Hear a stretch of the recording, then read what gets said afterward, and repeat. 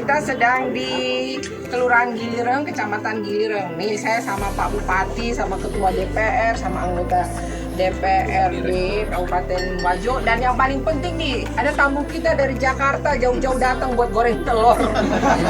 Buat goreng telur di Kelurahan Gilireng.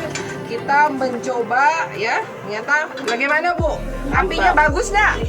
Bersih. Apinya bersih ya.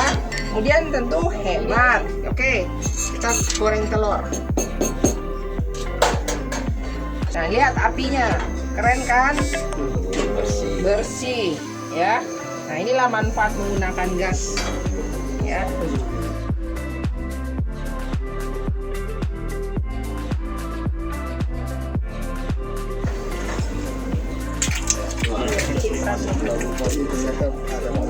Ah.